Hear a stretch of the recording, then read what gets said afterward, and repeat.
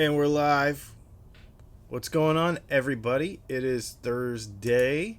And if you're new to the channel, my name is Dylan. This is Dylan Talks Tone.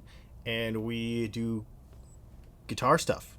On Tuesdays, we have a video coming out every week all about guitar stuff. And on Thursdays, we do this live thing. And we hang out and we talk about stuff. We have a bunch to talk about today, actually, because I am changing some things up. We're going to add, I think, where it is applicable, and it might not always be, but where it is applicable, we're going to add a little news segment, because I think there's a lot of stuff going on that I think we need to talk about, including this Guitar Center situation that is in the thumbnail, and then maybe a new product or two that I think is cool, and then we can talk about, and etc. So that's always kind of fun. But our priority, obviously, is the Q&A, and so we're going to talk about a bunch of questions that came in over on patreon.com/DylanTalksTone.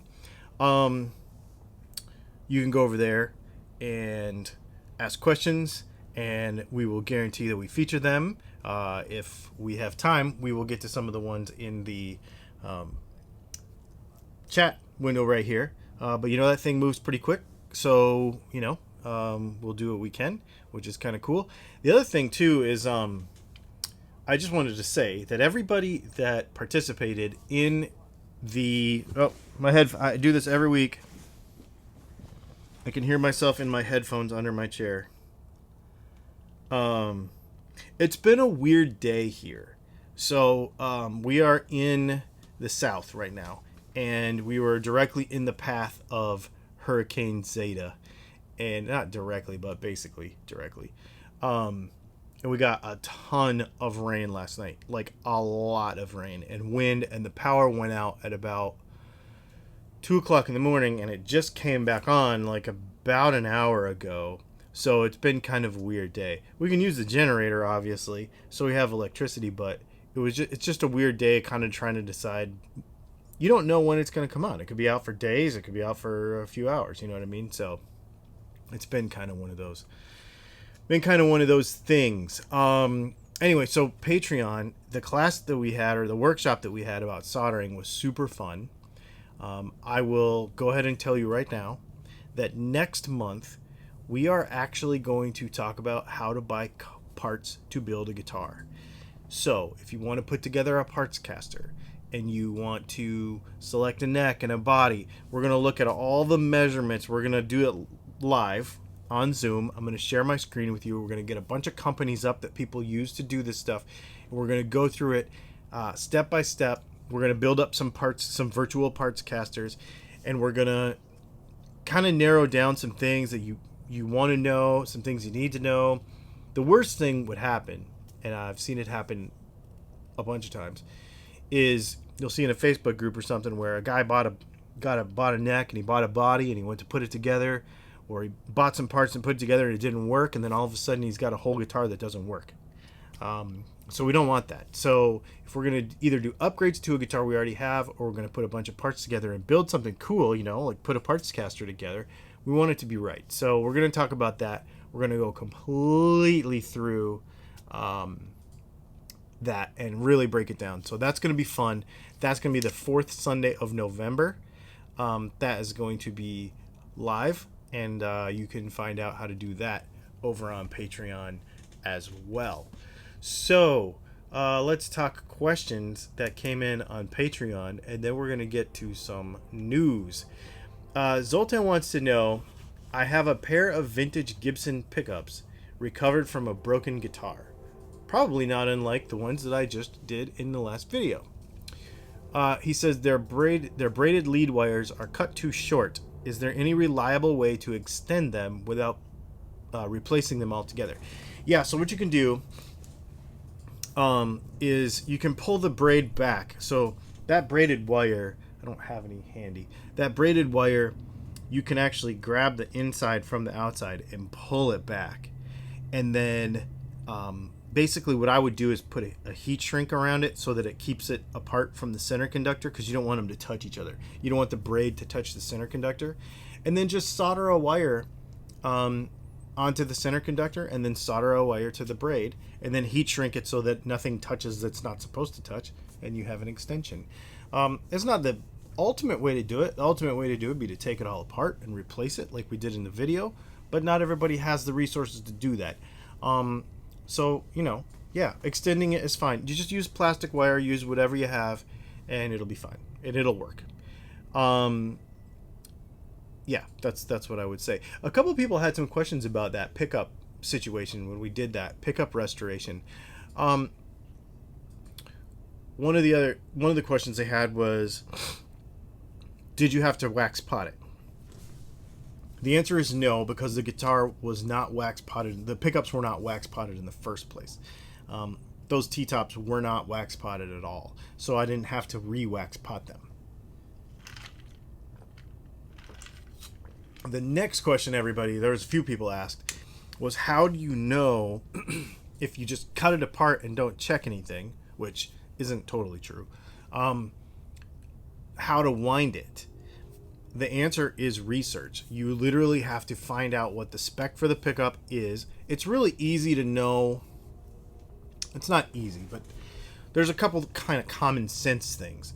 One is if I measure the resistance of the other pickup, the other coil, and it's 3.7K, and I look at it and I see that the wire is 42 gauge wire, and I have 42 gauge wire, and I know what my 42 gauge wire, so I'm pretty sure that it's 5,000 winds per bobbin, because that's what pretty much all the vintage Gibson wire, the Gibson bobbins were.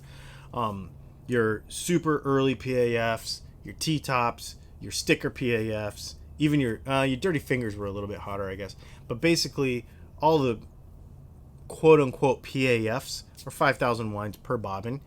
That just comes from the original P90 was 10,000 winds, split it in two, 5,000 on each, make it a humbucker. Super common sense stuff. As far as how to wind it, scatter wind and all that, that thing was a mess. The wire was baggy. It was terrible. It's wound better than it was when it was new now. So, and everything inductance wise and resistance wise measures perfectly now. It came out really good. I mean, some of it's just knowing and doing the research and learning over time, but some of it's a little bit common sense. You just got to you have to understand what the wire is, like learn what the wire is that's on it, figure that out, and then make it match the other bobbin. So some of it's just kind of doing it a bunch of times, but you can Google a lot of those specs and figure all that out. Ivan wants to know, do you have any thoughts on the quality of the Parson Street brand of pickups from the evil empire of Stumac? I do not know anything about them. I have never used them. I have never bought them. I've never tried them. Nothing. I don't know anything about them. We should buy some cheap pickups and cut them up. That would be fun. Like, try them and then cut them up. Like, yeah, maybe. Maybe not, but maybe. That might be kind of a thing. We'll have to see. Be super fun. Leslie, can you keep an eye for super chats? Because I'm not always looking at the screen right now. Would be great. Leslie's over there. You can say hi to her in the comments. And she'll keep an eye out for super chats in case I'm not looking at the screen to tell you. Let's see. A couple other questions. Oh, those are the ones that I wanted to handle, was about those pickups. Oh, also, the other questions that have just completely flooded me over the last 24 hours are the specifics on the new Dylan Talks Tone Slant 6 for guitar. When you see the pictures of that pickup, everybody assumes that it's a wide range. Wide range humbuckers by Fender are just humbuckers. The early ones, the screw slugs that were in them were magnetic, so they didn't have steel poles and then a magnet underneath. The screw poles were actually magnetic. They were machined. But there were 6 in each bobbin. Now, I know everybody thinks that there was only 3 in each bobbin because that's what they let show through the cover. But if you take the cover off, there are 6 screw poles in each side of a Fender wide range. So a Fender wide range is just a humbucker. The magnets were special, but it's just a humbucker. The Mexican ones, like the new reissue ones, are a regular humbucker. They're not even special. They're just a regular humbucker in a big cover. So that is not what this is. The Slant 6 pickup is literally, there are only 3 slugs in each bobbin, meaning that if you were to coil split it, only 3 strings would work. So you can't coil split them. The idea behind the pickup, I've always wanted to make not a wide range, but what I feel like was the intention of the wide range pickup. So the intention of the original Fender wide range was to make a more single coil sounding humbucking pickup. And it is. That's what a wide range pickup is. But I think that you could go even more. And I think you could have a very glassy, single coily sound out of a humbucker that is not stacked or anything weird, that is actually a humbucker, and that's what this is. So the 3 bass strings are on one coil, and the 3 treble strings are on another coil. So very cool. It is a really cool pickup. It sounds incredible. There's going to be some demos coming very soon. I have not recorded it yet. I've been playing it. I actually just finished the prototypes yesterday, so I've just been playing it with a bunch of. I had to update my Kemper yesterday and this morning, so just updating stuff, playing stuff, learning it, understanding pickup height, all that stuff before I actually make a video. So, and trying to decide if I'm going to make any changes to any of it. I'm not really sure yet. It's pretty close, so we'll see. But that's it. And that pickup is actually on the website already. Especially in the neck position. Oh my goodness, it's good. It is so good. Really good. Really good pickup. So that's the story. It is 7.6. It's like PAF wound-ish. Alnico 5. Super cool pickup. It's really, I'm super proud of it. I've been meaning to do it for a long time. It's one of the things, it only takes me a day to do it, and I don't know why I have not done it before. It just, like, I don't know. That thing that I did with Dan Thompson from Guns and Guitars is what inspired it. And no, I really stoked to do it. There was one other thing I wanted to tell you before we went on to the next thing. I don't remember what it is. I put my Kemper up for sale today. And I don't know what I'm going to do next. I'm just ready for a change. That's all. It's the best thing there is going for modeling. It is incredible. I just don't use it. I only use like 1 or 2 profiles in the thing. I don't use it like to its full potential. So it doesn't do me any good to have a piece of equipment that I don't use it to its full potential, because especially around here when space is at a premium, I don't want something that I barely use. You know what I mean? So I'm just swapping it out for something else. Yeah, so pretty cool. Yeah, there are other people that do this type of pickup. Tim McNally actually has a really good one. I think he calls it the Stagger Swagger. I don't know if it's exactly like this, but it's really good. So I totally would. I totally wouldn't say I'm totally original with it. I just want to do my version of it. So, very cool.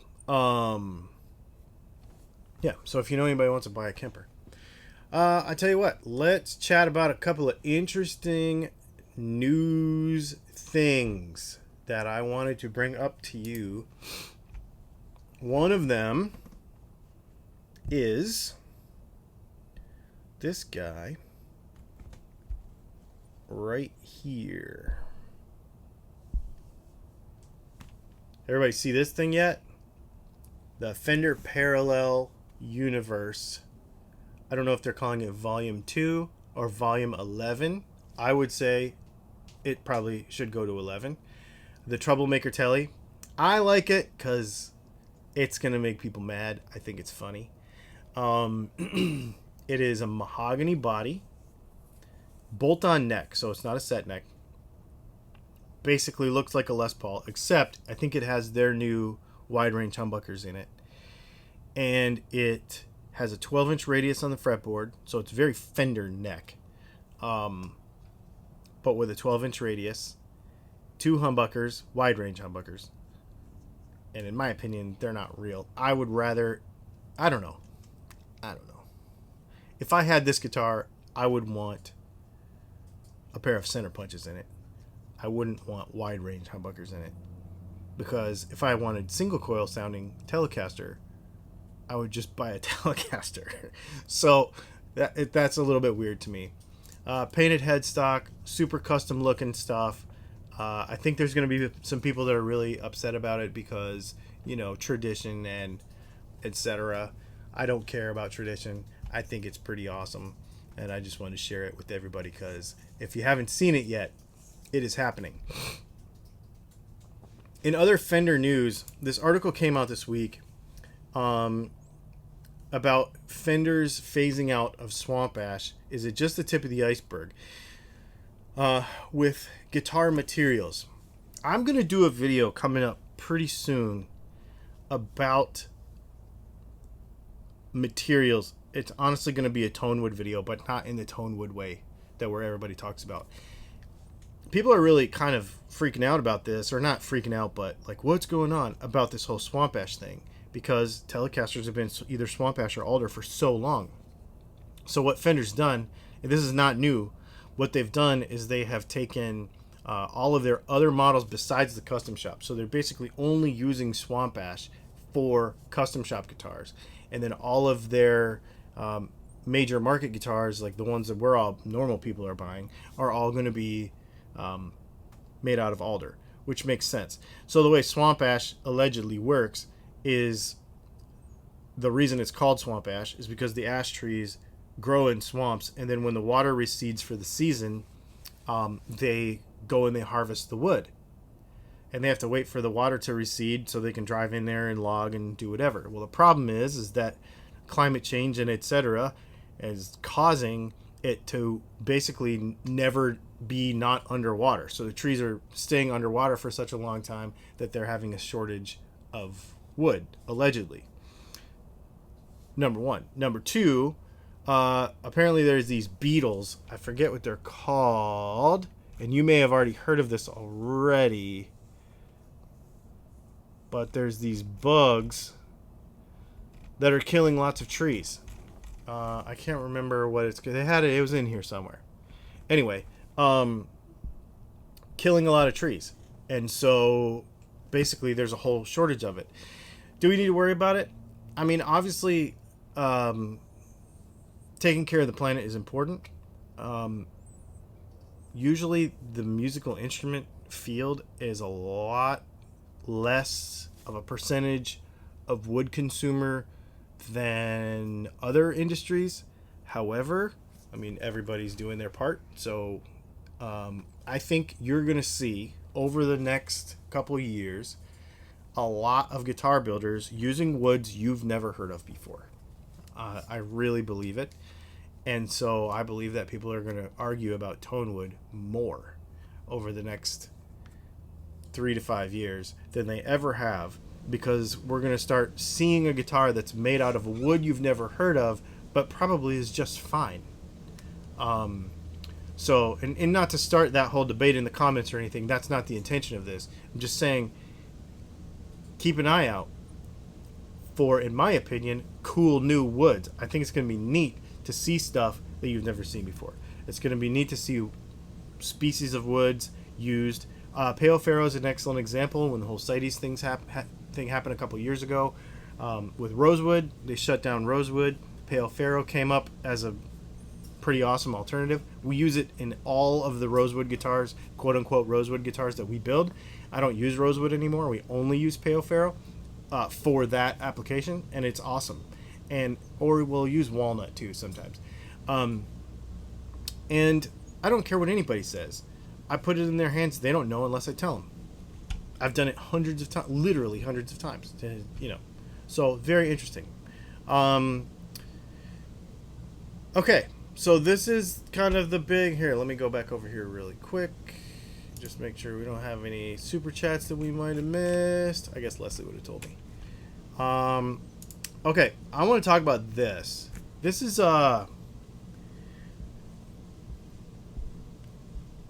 sort of an interesting conversation to have. My nose is itching. This is an interesting conversation to have because when I bring up Guitar Center, everybody's like, I hate Guitar Center. I had a terrible experience at Guitar Center. Guitar Center people don't know what they're talking about. Blah, blah, blah, blah, blah, blah. Worst service ever. They should be going out of business anyway. They've been going out of business forever. This is a really big deal. And we've been saying for 2 years, every 3 years, everybody's been saying, yeah, they're almost going to go out of business. Well, in the springtime, they almost did go out of business. They found a bunch more money, investment money, in the form of some bonds, which is basically a loan. And they just missed a $45 million interest payment. That is just the interest on the loan, on the bond that they have to stay in business. If they cannot settle this in approximately the next 30 to 45 days, they will go out of business. And they will they'll have to file for Chapter 13 or whatever. I think it's Chapter 13. And it's possible that they will then restructure and come back as like a shell of their former selves. But there will probably be a lot less stores, and it will be a different business. Why is this important? This is important because as much as we want to, or people want to, bag on Guitar Center, we need them. The reason we need Guitar Center is because it is the gateway for new guitar players to get into playing guitar. And you're going to say, well, yeah, you could go to a local shop and get the same thing. Well, why don't you support a local business? Well, first of all, a Guitar Center is a local business because usually they have like 40 employees who live in the town and they're all working there and they all have jobs at this Guitar Center. And if there was no Guitar Center, these 40 people would not have jobs. So you are still supporting somebody local. The other thing too is, and I'm just going to come out and say it, and it's going to sound sort of mean, but it's not mean-spirited intended. But a lot of non-big box guitar shops are not the kind of place that a beginner guitar player goes their first time out. For example, you could say the same thing about, I want to buy some speakers for my house. I want to buy a new TV for my house. Where do you go? You go to Best Buy. Is there a specialty home theater place in your town? Maybe there is, maybe there isn't. But if there is, chances are, if you do not have a lot of experience, you are not going to go to a specialty shop to buy a TV or a surround sound system for your house. You're going to go to Best Buy. It's the big box, it's the easy returns, it's the I'm not sure how much I want to get into this, but it's an easy place to buy something store. And people are comfortable with that. The reason a place like Guitar Center is so important is because beginner guitar players need a place to go like that. And I almost don't hate to say it. I almost want to say it so that people will change it. That a lot of the small private guitar shops are not like that. They don't. You go in there and it's like, don't touch anything unless I let you touch something. Don't. You know what I mean? It's really super. It's like that. Where Guitar Center's not like that. They can go in there like Best Buy, and they can walk around, and they can see stuff, and they can do whatever they want to do, and they can start as a beginner at a much lower pressure situation. If we are trying to encourage people to play guitar and not kill it off, because I don't think it's dying, but it's not dying because there's places like Guitar Center that allow this stuff to happen. Now, as experienced, if you are an experienced guitar player, you'll be like, I never go to Guitar Center. I have this place that I go, and they always know what I want. Yeah, but that's because you're an experienced guitar player. If you weren't, you wouldn't feel as comfortable there. I almost guarantee it. Now, that's not to say that every small guitar shop is doing it right or isn't doing it right. You know, there are some that are amazing, and there's a lot that are amazing, honestly. I want to start, Leslie and I were just talking about this last night. I want to start kind of trying to find some while we're on the road and like do video about it, you know, sort of thing. And talk about some of these smaller places because it would be kind of fun. And let's bring this up because I'm seeing it in the comments. My Guitar Center has everything over $900 locked up. Yes, but as a beginner guitarist, you're going to be looking for a $399 classic vibe Strat. You're going to be, or Telly, you're going to be looking for a Fender Mustang amp for $119. You're going to be asking for, any of those sorts of things. And then another thing that keeps coming up in the comments is selection. If you're a new guitar player and you don't know what you want to look at everything. You want to look at the cheap Ibanez. You want to look at... Remember when we did... Super chat. Oh, thanks. Hey, Ivan. Thanks for the metric money. I appreciate that very much. Late again. The wife wanted the spa started up for the season. So, you may not know this, but Ivan's a pool guy. So if you live in Canada and you have a pool, first of all, that doesn't even make sense. But second of all, call Ivan. He'll hook you up on the pool maintenance. Guitar Center's go ahead and touch everything model does have an unintended consequence. There's always a guy who's auditioning for Van Halen. So as a beginner, it can sound intimidating. You know, that's true. That is true. But I think the touch everything concept, he's right. The go ahead and touch everything concept, that's what is inviting. I think, and it can be a little overwhelming. Yeah, you go in there and there's 19 different people playing Stairway to Heaven 19 different ways. And then one guy trying to play Eruption. It's there's gives and takes to it, obviously. But selection, availability, and budget. I was about to say before we got the super chat, when we do these guitars that we're going to give away. So let's say when we picked the Ibanez AX120, when we picked the Gretsch, whatever that thing was, that Les Paul Jr. looking Gretsch thing that we gave away at 40,000 subscribers. When we do those, and I go and I pick them, we purposely go to a place where a beginner would go, and I literally look. Remember when we went and we were in Florida and we bought the Jackson V, and we went to a Guitar Center on purpose. This was the beginning of COVID, and I was able to walk around and be like, what is a good beginner guitar for a beginner guitar player that would suit this, and this needs? And we were able to walk around and see a bunch of different stuff and pick one. The specialty smaller guitar shops, in my opinion, most of the time are more for somebody who already knows what they want. If I want to play a particular brand of guitar, I Google what is, well, this is an extreme example, what is the McPherson acoustic dealer around me? There's one. Okay, I'm going to go there and I'm going to play that guitar. Is there a Breedlove dealer? Yes. Oh, I'm going to go play that guitar. And then conversely, the thing can happen where you go to Guitar Center and they don't have anything nice.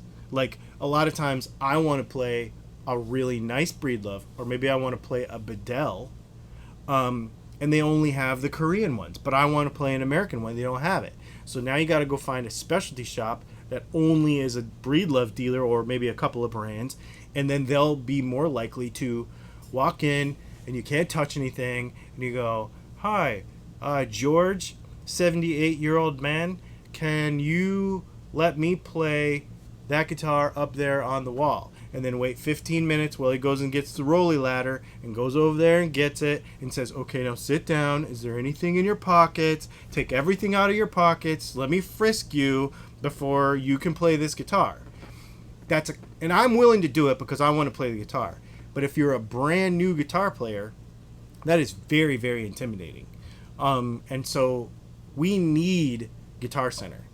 It will completely upset the whole food chain and hierarchy of how people buy guitars as beginners. It's going to completely upset it if they're not there. And so I just hope that it works. I just hope that Thoman should buy them.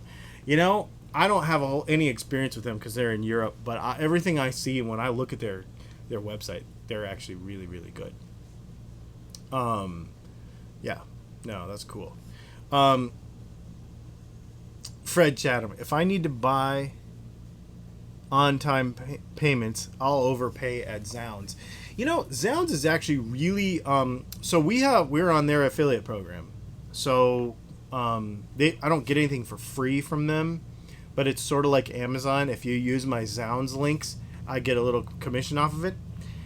And their finance setup is so good. It's how I've bought my Kemper. I use it from time to time. I use it every once in a while to buy something bigger, and it works really, really well. It's really good. It's really good. I saw a comment earlier, and somebody was saying, "How can Guitar Center fail on the upswing of all the guitar stuff?" The thing is, COVID really knocked that in the face. Let's be honest. Like, when you go shopping right now, if you go to Guitar Center, first of all, you might have to wait in line, and there's only 3 people in there. Guitar Center's making money on a Saturday afternoon when there's 70 people in there, and there's 3 people playing Eruption, 2 people playing Smoke on the Water, 5 people playing, all this stuff all at the same time. Somebody's buying strings, somebody's buying DJ stuff, somebody's buying drum stuff, somebody's buying guitar stuff. Now it's like only 3 people are allowed in the store at a time. It's just they can't make money like that. Even if there is like a line outside, it's still hard for them to make money with only 3 people going in. So it literally is hurting them. So it's a bad time. It's definitely a bad time. Nicholas Yim, thanks so much for the super chat. Amateur luthier from Michigan, sending peace and love. Sorry to distract you from the discussion. I'm going to send you pics somehow from my first build. I'd love some feedback. Dude, that's totally awesome. Facebook group. You could do it in the Facebook group. That would be the best place, and then everybody else could see it. For sure. For sure. Yeah, that's awesome. And I see people commenting with other alternatives, different other places to shop and stuff like that. And if in your area you have alternatives, that's great. But a lot of places, they don't. I'm from Augusta, Georgia. There are 1, 2, 3, I want to say 4 other guitar shops besides Guitar Center, and there's a Guitar Center there as well.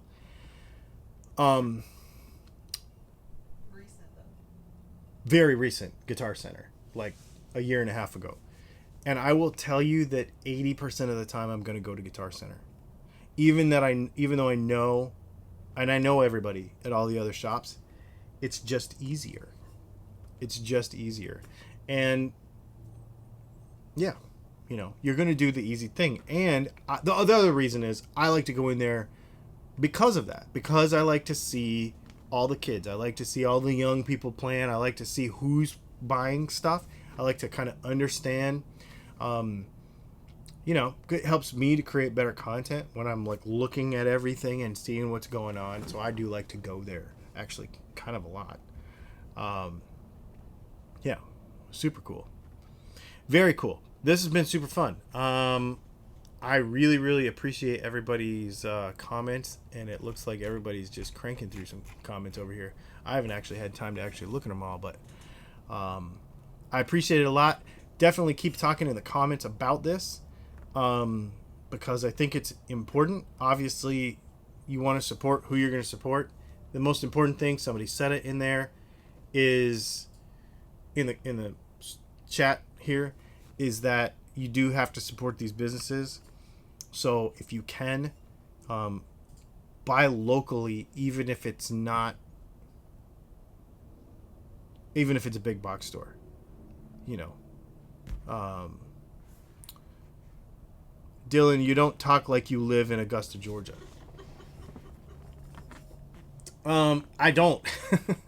So, we're not in Augusta, Georgia. I have not been there for 7 months, but we are based out of Augusta, Georgia. I lived there for 8 years. Almost 8 years. Yeah, 8 years. So, yeah. No, You're not from there. I'm not originally from there. No. Oh, you don't talk like you're from there. Yeah, no, I'm not from there. No, I'm not originally from there. I lived there for 8 years. Yeah. I think Dylan would be very welcome in all his local guitar stores.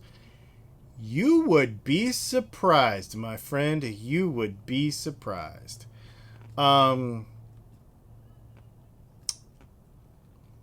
It's hard to be honest about guitar marketing and have friends in guitar stores.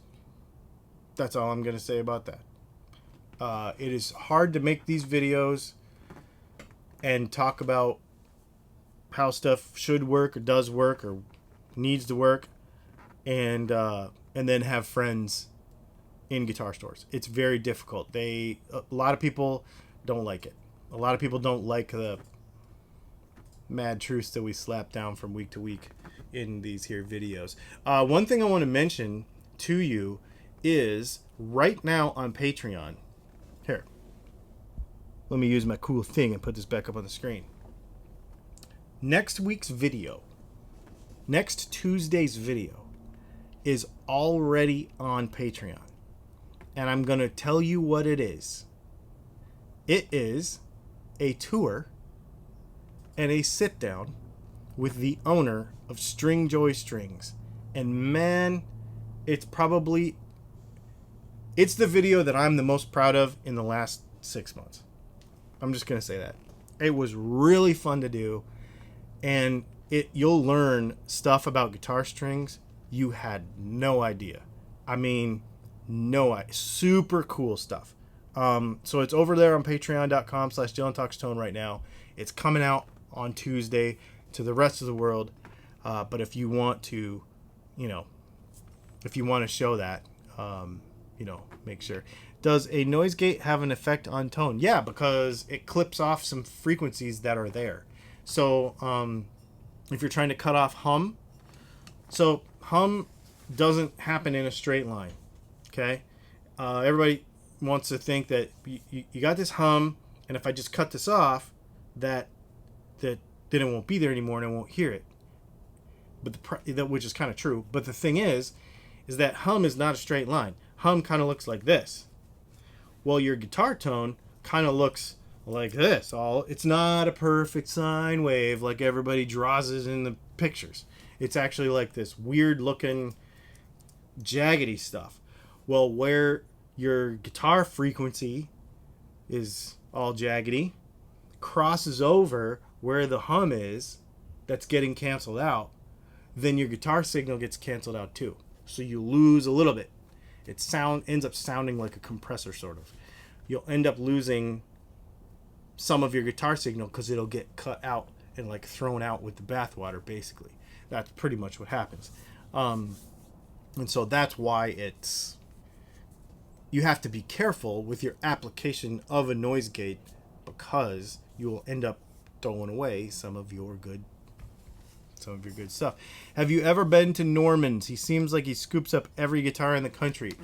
I have not been to Norman's. I've been to all the ones in Nashville, Carter's,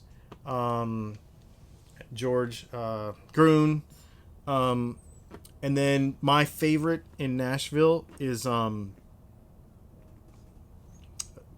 Gabe Hernandez. Blues Vintage Guitars. It's one off the beaten path you don't know about, probably. If you're in Nashville, make sure you go check it out. Yeah, it's super cool. Yeah, man.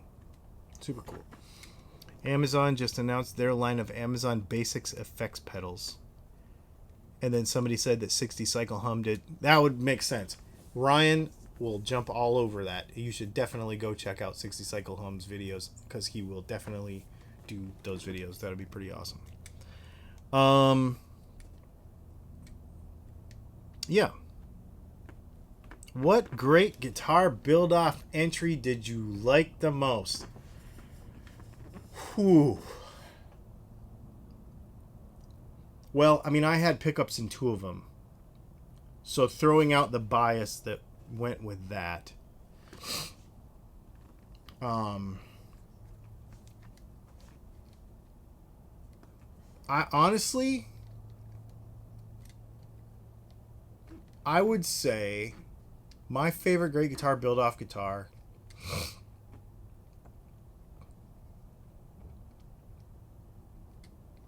the Benz, the British dude that put it all on. Because I liked the 3D thing.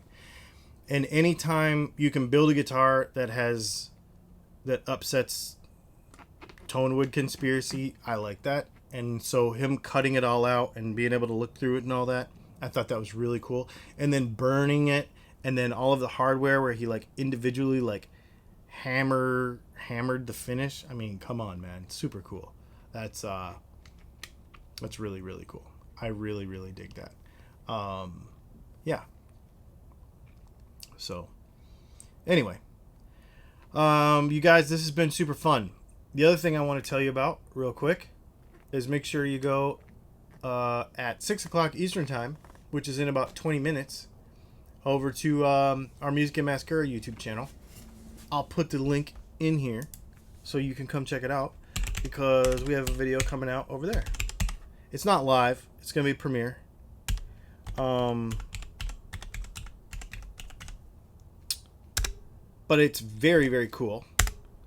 And I think you're going to dig it. Yeah, Ben Crow. I'm sorry. Honestly, I don't know many of those guys. I mean, I know Dan because of this. Well, no, yeah, I guess kind of because of this. And I know Texas Toast, obviously, from the collaborations that we've done with them.